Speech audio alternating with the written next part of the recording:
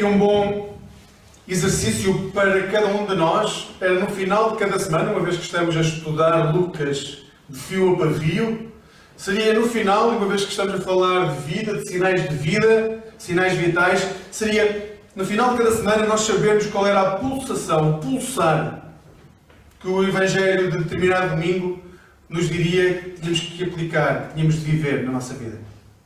Deixa o desafio. Hoje vamos falar que todo o santo tem um passado. Para quem se considera perfeito, é bom que recorde isto. Todo o santo tem um passado. Mas todo pecador, independentemente do pecado que possa ter cometido ou estar a cometer, todo o pecador também tem um futuro em Cristo Jesus. Começo com esta pergunta. Achas que o teu passado predetermina o teu futuro? Achas que aquilo que viveste até hoje é tipo uma marca com um ferro quente que te deixa essa marca para todo sempre e que não mais vais escapar daquilo que foi o teu passado? Mas como nós tendemos a ser mais compassivos connosco mesmo do que com os outros, deixa-me fazer outra pergunta. O arrependimento e a mudança são possíveis, independentemente do pecado e para qualquer pessoa. Qualquer pessoa. O arrependimento e a mudança podem ocorrer independentemente da pessoa que se arrependa ou queira arrepender-se. É possível isso. Muitas vezes somos atormentados ou atormentamos aqueles que nos rodeiam devido aos nossos pecados mais sombrios, aqueles cantos da alma que tendem a ser quase como fantasmas que voltam uma e outra vez. Por um lado, tendemos a ser condescendentes connosco e com os que amamos, mas tendemos a ser muito mais duros com aqueles que não conhecemos ou com aqueles que criaram grandes atrocidades ao longo da história. Mas será que o passado de uma pessoa que pode ter sido o vosso passado há 30 minutos atrás, há 5 minutos, com uma palavra, com um pensamento, será que esse passado, quando uma pessoa se encontra com Cristo Jesus,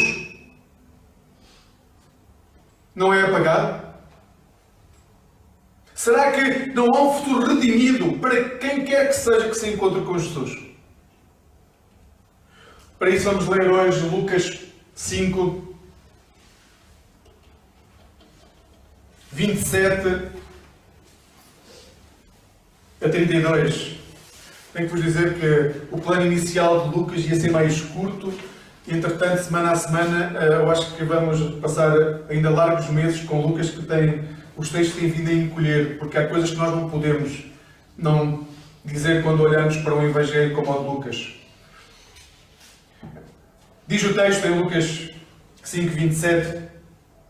Depois disto, lembram-se, a semana passada falámos da cura do paralítico, aquele que não conseguia passar, havia muitas pessoas que impediam o paralítico de chegar ao pé de Jesus, então os amigos levaram o amigo até ao topo do local onde estava Jesus, fizeram um buraco e levaram o paralítico até Jesus. Então, depois disso, Jesus saiu e viu um cobrador de impostos chamado Levi, assentado na coletaria, e disse-lhe: segue-me. Ele, deixando tudo, levantou-se e o seguiu. Fez-lhe Levi um grande banquete em sua casa, e havia ali uma multidão de cobradores de impostos e outros que estavam com ele à mesa. Os fariseus e os seus escribas murmuravam contra os discípulos de Jesus, dizendo: por que comeis e bebeis com cobradores de impostos e pecadores? Respondeu-lhe Jesus: não necessitam de médicos sãos, e sim os enfermos. Eu não vim chamar os justos, e sim os pecadores ao arrependimento. Bondoso Deus, que ao ler esta palavra, ela não seja palavra morta em nós, mas seja palavra que vivifica. Nós possamos ser guiados e transformados pela Tua Palavra. E, Senhor Deus, que nós possamos escutar a palavra que tu dizes ao Levi: segue-me. Amém. Levi, não sei se tem essa noção, também é conhecido por outro nome. O nome que nós mais conhecemos de Levi é Mateus. E Mateus, ou Levi, era um homem que trabalhava para o Império Romano. Era um homem que recolhia impostos dos judeus. Roma estabelecia um imposto que cada pessoa tinha que pagar e depois colocava pessoas para recolher impostos nos mais diferentes locais. E como é que funcionava? Imaginem, Roma pedia 100, ele tinha que entregar 100, o Levi tinha que entregar 100 a Roma, mas podia recolher aquilo que quisesse, porque aquilo que ele recolhesse a mais era o seu pagamento. Então, podem imaginar que, sabendo nós que Levi era uma pessoa abastada, que os judeus não gostariam muito de Levi, porque não só estava a trabalhar para o Império Romano, como estava a enriquecer à custa das pessoas que já eram pobres. Então Levi era mal visto pela comunidade. Levi só era bem visto por aqueles amigos que faziam o mesmo trabalho que ele, pelas pessoas que viviam da mesma forma que Levi vivia. Uma vez que enriquecia, ele não tinha lugar à mesa com aqueles que eram judeus, que defendiam a pureza diante de Deus, porque ele era impuro diante de Deus. A transformação de Levi ocorreu quando ele conheceu Jesus Cristo. Esse é o momento que vai mudar completamente a vida de Levi. Mais tarde, ele irá ser a pessoa que nas nossas Bíblias escreveu o primeiro Evangelho. No texto que acabámos de ler, encontramos Levi ter um encontro com Jesus. É melhor dizer ao contrário. Jesus já teve um encontro com Levi, porque foi Jesus que foi procurar o Levi, onde ele estava sentado. Lembram-se, no capítulo 5 também, no versículo 10, já vimos como Jesus encontra Simão, Tiago e João. Também é Jesus que vai ter com eles. Ele viu Levi, o publicano, o cobrador de impostos, sentado sozinho, parou na banca e disse: segue-me. A intuação que nós quisermos dar ao segue-me pode ser aquela que quisermos. Pode ser mais áspera, de ordem, pode ser mais suave. A interpretação depende muito do nosso contexto enquanto pessoas. Mas a palavra o que diz é: segue-me. O que é incrível é que esta chamada de Levi aparece nos três evangelhos: Mateus, Marcos e Lucas. Nós temos outras chamadas que aparecem só uma vez. Mas esta chamada aparece nos três evangelhos. E nos três evangelhos a única coisa que é dita a Levi, e é isso que é incrível, é uma única palavra: segue, sem floreados. Segue. Ouçam, há apenas mais duas pessoas em que isto acontece. Para além de Levi que recebem esta palavra, segue. Mas as duas pessoas que recebem esta palavra, segue, é descrito só uma vez no Evangelho de João. Acontece com Filipe, em João 1,43, e Pedro 21,19, ambas em João. É a única vez que Jesus diz a alguém que fica registado com uma singeleza nas palavras, com uma simplicidade de segue. Mas os Evangelhos registram o caso de Levi de uma forma especial. Porque Levi não era como Pedro. Levi não era como Filipe. A chamada de Pedro e de Filipe serão normais. São pessoas que têm os seus trabalhos, que cumprem com os seus deveres religiosos, que se preocupam com a comunidade. É uma chamada, uma conversão que mesmo nos nossos dias nós diríamos normal. São pessoas normais que encontram pessoas que são iguais a si, recebem uma chamada e aceitam essa chamada. O caso de Levi é diferente, porque Levi era aquela pessoa que não devia ter sido chamada. Levi era aquela pessoa que devia ter ficado naquela banca, ou então, até se pudesse mudar de país, não seria mau. Ele era um traidor. A notícia que ganharia destaque no jornal de então não era que Pedro recebeu a palavra segue-me, mas que Levi, o cobrador de impostos, aquele que era, ninguém respeitava, aquele que era rejeitado por todos, aqueles que todos, se pudessem apedrejar, se ele o permitisse, esse tinha ouvido a palavra segue-me. O Messias tinha vindo para ele e tinha lançado esta palavra: segue-me. Jesus olhou para Levi da mesma forma que olhou para João e para André. Como olhou para os 5.000 que alimentou. Como olhou para a mulher e para os escribas e fariseus que a queriam apedrejar. Ele olhou com a mesma compaixão e com o mesmo desejo de transformação da vida daquela pessoa. Ele era miserável, estava mal orientado, estava desesperado, era um homem que era demonizado por todas as pessoas, que era injuriado, que não tinha amor, que não era amável, que não era amado, mas Jesus procurou. Então, quando Jesus olha para ele, o que ele quer é salvar Levi. Aquela pessoa precisa de ver a sua vida transformada. Tem que haver transformação naquela pessoa que é desprezível aos olhos de todos. E se no momento Levi está sentado sozinho numa banca porque ninguém se aproxima dele, no momento a seguir, aquele encontro de Jesus, sabe o que é que vai acontecer? Ele vai estar à mesa, rodeado de pessoas, a celebrar o encontro com Jesus. Levi lembra-me uma outra pessoa. Lembra-me John Newton. Não Isaac, John. E a longa caminhada que ele teve que percorrer para sentir que era uma pessoa transformada, que tinha nascido de novo. Newton é hoje conhecido como um dos 5 maiores escritores de hinos em inglês da história. E escreveu talvez o mais conhecido Amazing Grace. Newton viveu no século XVIII e ganhava a sua vida da forma mais desprezível que possam imaginar.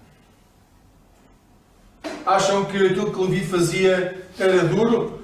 Newton negociava escravos. Ia à costa da África e enchia barcos com escravos e levava para as Américas para serem vendidos.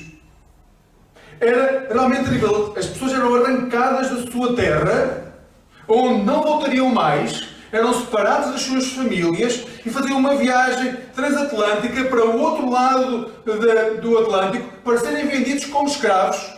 E sabem o que acontecia? Muitas vezes mais de 20%, está dito que mais de 20% das pessoas que entravam nos barcos em África nem sequer chegavam às Américas, morriam no caminho. Tal a dureza daquilo que era a viagem, os maus tratos sobre os quais que sofriam.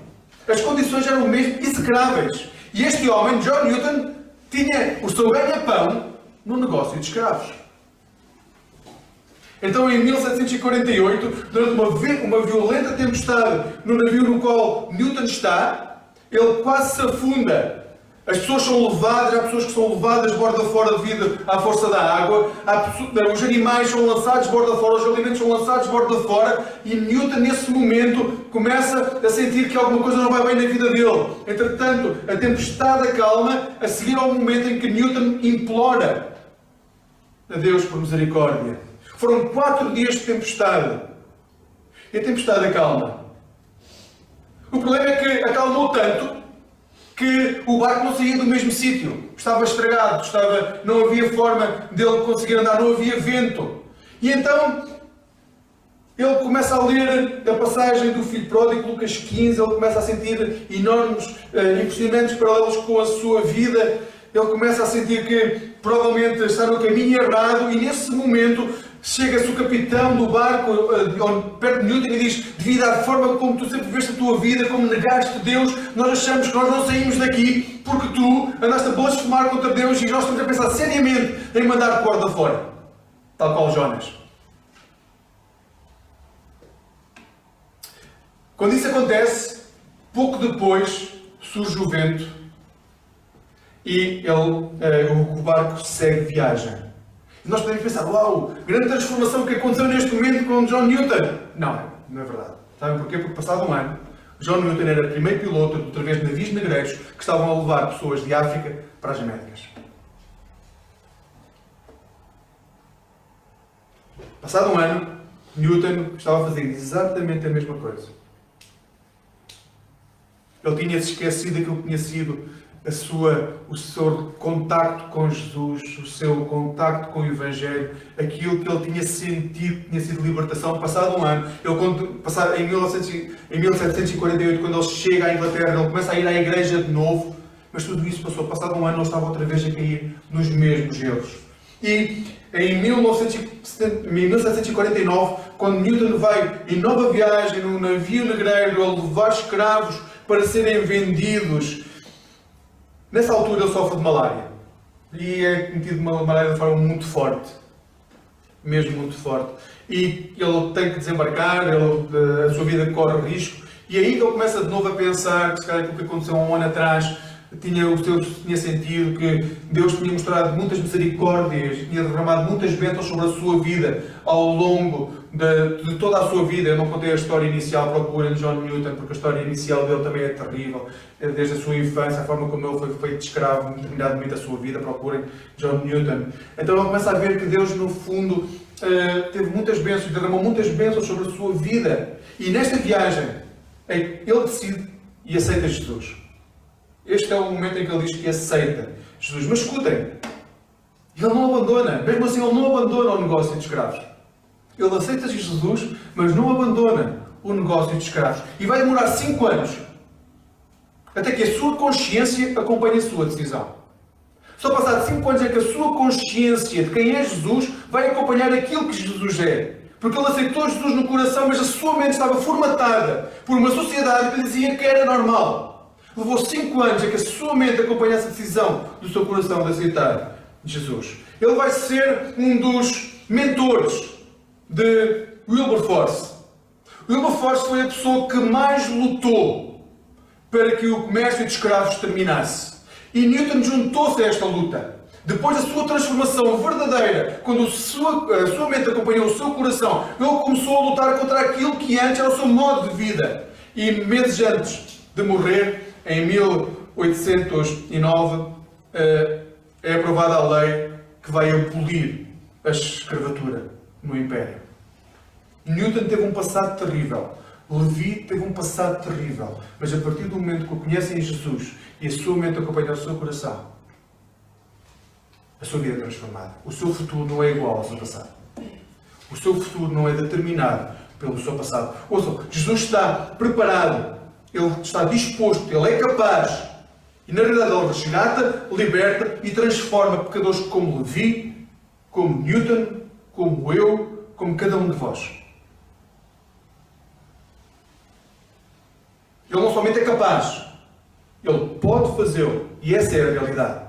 Independentemente das vezes que já decidimos seguir Jesus e parece que andamos para trás, independentemente de voltarmos constantemente a cair nas dificuldades da vida, nos mesmos pecados, nas mesmas transgressões.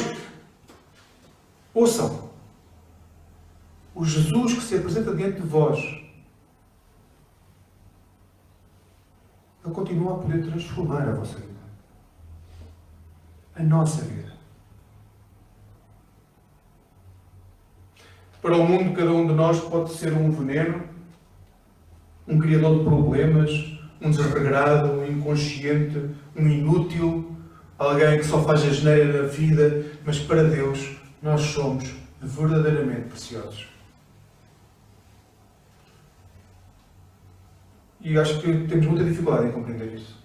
O que significa sermos verdadeiramente preciosos para o Senhor que criou o céu e a terra, tudo aquilo que nós conseguimos ver, aquilo que nós não conseguimos ver, tudo aquilo que é visível ou invisível, tudo aquilo que existe.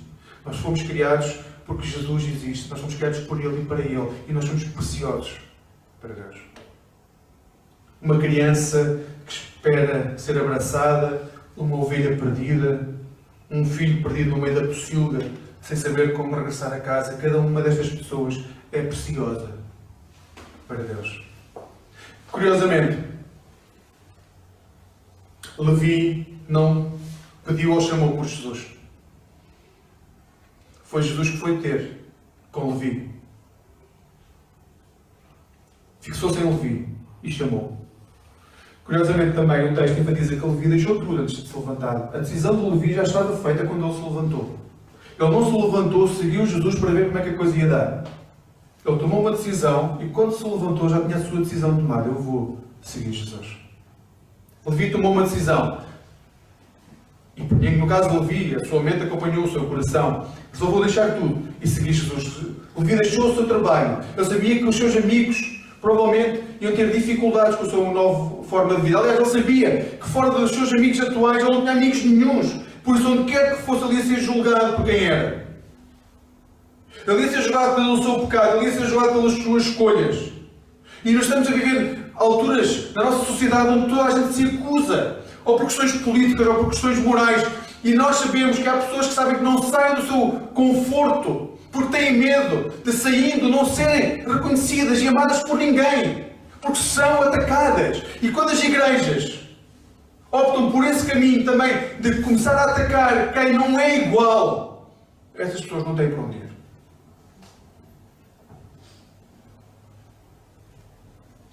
Era fácil Jesus, em vez de ter chamado Levi, ter chamado qualquer outra pessoa que fosse a passar na estrada. Um pobre que não tivesse dinheiro e que estava a entregar a moeda. Era fácil Jesus ter procurado esse.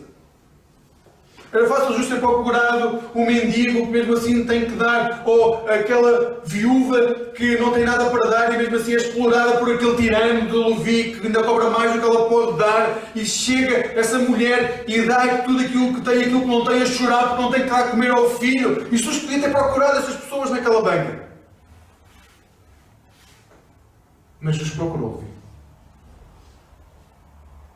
Levi bateu com a porta, fechou o capítulo e seguiu em frente. Levi não sabia como ia ser o dia a seguir. Mas ele sabia uma coisa. Sabia que não queria ficar preso ao seu dinheiro. Que não queria ficar preso ao seu modo de vida. Para ele já chegava. Sabe o que é que ele fez? Ele convidou todos para uma grande festa. Todos aqueles que eram igual a ele. Todos aqueles que andavam afastados dessa chamada. Todos aqueles que não conheciam Jesus. Porque ele sabia que no fundo, todos aqueles que não conheciam Jesus tinham o mesmo problema que ele. Não tinham sentido para a vida. Ele queria que eles pudessem escutar as mesmas palavras que ele escutou. Ele queria que aquelas pessoas que eram colocadas de parte por todos pudessem ver a sua vida transformada aos pés de Jesus, como Levi estava a sentir. Levi não vendeu a sua casa e deu aos pobres o dinheiro. Levi não se retirou da sociedade e foi para um mosteiro durante 20 anos em solidão, em solitude, para orar a Deus. Ele não se afastou da família, porque era a família que o estava a puxar para o lado negro da vida. Na verdade, tudo o contrário. Levi convidou todos aqueles que conhecia para celebrar a vida. Ele queria que as pessoas conhecessem Jesus. Então abre a sua casa e faz da sua casa um centro de evangelização. Entrem, venham conhecer Jesus. E ouçam, nós às vezes pensamos, então e o resultado? Porque no final de contas a Bíblia não diz que nenhuma daquelas pessoas se converteu. Mas para Levi isso não era importante e não deve ser para cada um de nós. O nosso papel não é saber se quando abrimos a nossa casa, se quando abrimos a igreja, vai haver mais 10 pessoas no final de cada encontro a serem convertidos. O nosso papel é falar de Jesus. Quem converte é o Espírito Santo. Não havia nada mais precioso, alegre e significativo para Levi naquele momento do que partilhar a alegria do encontro com Jesus. E Levi convidou aqueles que conhecia para o fazer. Imagino que se Levi fosse um fariseu, iria convidar os fariseus todos que conhecia. Se fosse um pescador, iria convidar os pescadores todos que conhecia. Se fosse trabalhador da Carris, iria convidar os trabalhadores todos da Carris que conhecia. Se fosse professor, iria convidar os professores. Ele convidou aqueles que conhecia, que estavam perto de si.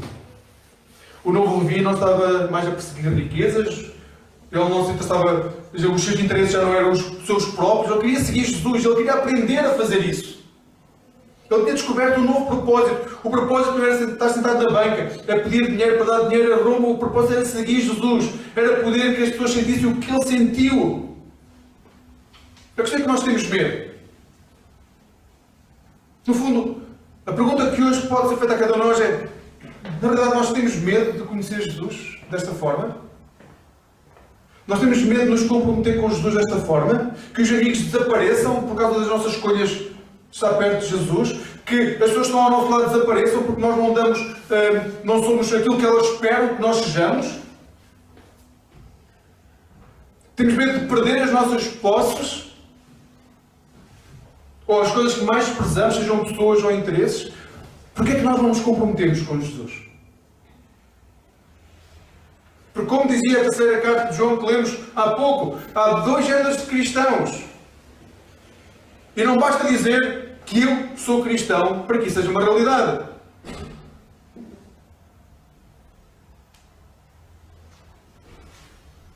Então escuta o que diz o apóstolo Paulo, segunda carta aos Coríntios 2:9. Conheceis a graça de nosso Senhor Jesus Cristo, que sendo rico, se fez pobre por amor de nós, para que pela sua pobreza vós tornasseis ricos, ou vos tornasseis ricos.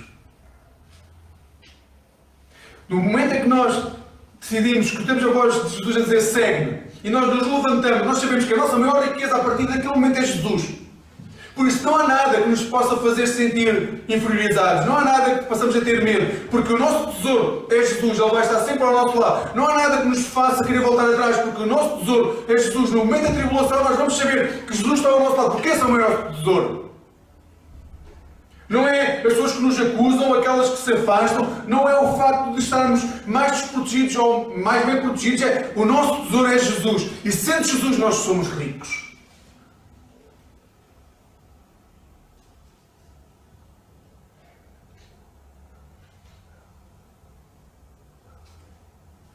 Mas tudo isso fazia muita confusão para aquelas pessoas. Principalmente para os religiosos do tempo de Jesus. Que olhavam para aquela cena e não compreendiam como é que aquele homem, Jesus, amava tanto aquelas pessoas ao ponto de se misturar com pecadores. Como é que é possível uma pessoa que é um mestre, um santo, uma pessoa que fala de Deus, estar a misturar-se com pessoas que não são dignas? Eles não compreendiam o amor de Jesus pelos perdidos. E talvez nós devêssemos ter um slogan na porta da nossa igreja. Qualquer coisa a dizer, proibida a entrada a pessoas perfeitas.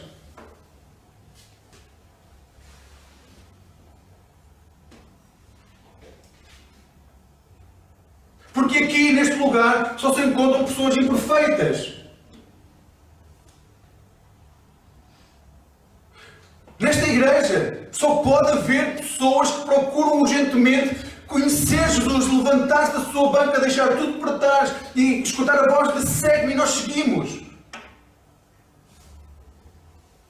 É que quem se considera perfeito não pode ser curado. Quem considera que é perfeito não pode ser curado por Jesus, porque nada para curar. Quem se considera perfeito, se eu estiver bem de saúde, não vou ao médico, só se for para cumprimentar o doutor, porque o que é que lá vou fazer? Eu não sinto nada, não tenho nada. Jesus não pode curar quem considera que não tem nada para ser curado.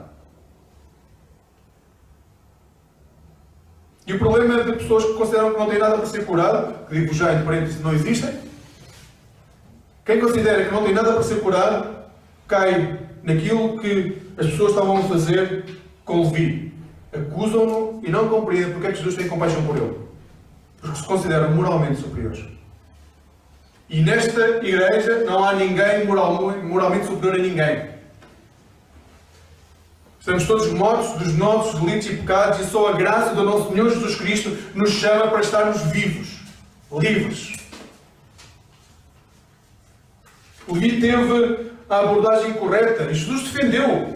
Ouçam, Levi abandonou tudo aquilo que era seguro para ele e Jesus defendeu. E vai fazer o mesmo com cada um de nós. Se nós seguirmos Jesus, será Jesus a defender-nos. Jesus não validou aquilo que Levi fazia. Jesus não validou a forma como os impostos eram cobrados, como as pessoas eram exploradas. Mas Jesus acolheu Levi, tal como acolheu todos aqueles cobradores de impostos que estavam naquele jantar. Ele não proibiu, ele não criticou a sua presença, pelo contrário, ele mostrou a mesma paciência, amor e perdão que tinha mostrado com Levi.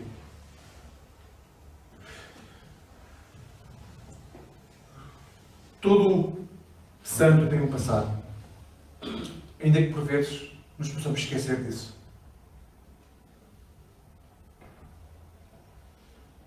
E tem um passado que muitas vezes nos escapa ao entendimento porque acontece dentro da própria pessoa.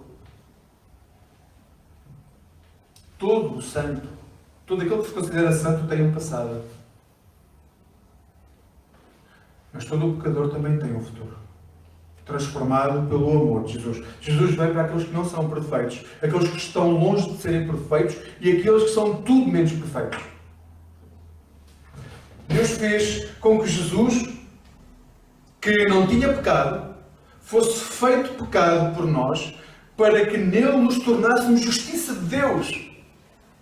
Ouçam, que frase lindíssima que Paulo nos diz. Deus fez com que Jesus, que não tinha qualquer pecado, fosse feito pecado por nós, para que eu e tu pudéssemos ir a este mundo levar a justiça de Deus.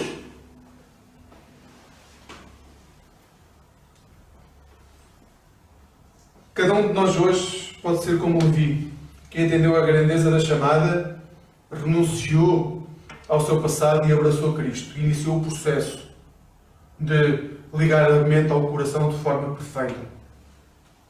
Cada um de nós é chamado a ser canal de bênçãos, onde está, para que quem está à nossa volta possa conhecer este Jesus. E por favor, não vão àqueles que acham que não precisam de Deus porque são perfeitos. Temos que ir às possíveis da nossa sociedade. Temos que ir nas nossas famílias. Não temos que ir àqueles com quem nos sentamos à mesa e tudo corre bem. Temos que ir àqueles que nos levantam mais dificuldades. Para sarar o seu coração. Para que Jesus possa entrar na sua vida e sarar o seu coração. Talvez até o nosso. Nessa relação. Nós somos chamados a ser reflexo do amor de Deus. O mesmo amor que Ele teve para connosco, estando nós imersos em pecado. Deus não está interessado em transformar pecadores perdidos em santos adormecidos. Se Ele quisesse vê-las adormecidas, continuava a ver o filme da Disney uma e outra vez. Volto a dizer, Deus não está interessado em transformar pecadores perdidos em santos adormecidos. Ou servos silenciosos. Ele ama os seus filhos e quer que os seus filhos falem em seu nome. Se há alguma coisa que devemos defender como bandeira, é Cristo. O amor de Cristo. E partilhem esse amor com aqueles que quedaram perdidos. O Levi colocou a sua vida em ordem e a sua casa à disposição de Jesus. Hoje, oro para que cada um de nós possa fazer o mesmo. Coloquemos a nossa vida em ordem e a nossa casa à disposição de Jesus. E tudo começa com uma voz e com a capacidade que nós temos de escutar essa voz numa simples palavra. Segue. Que hoje esta possa ser a palavra que entra em nós. E que ao sair daqui nós possamos decidir se vamos levar a banca toda atrás ou se estamos dispostos a levantar-nos, deixar para trás a banca e seguir Jesus. Seja qual for a banca que nos impede de seguir Jesus nesta hora. Que Deus nos guarde e nos abençoe e que faça pulsar em nós a vida restaurada e transformada, a vida que dá reflexo de quem é Jesus e de quem somos nós, como filhos de Deus. Que Deus nos guarde. Amém.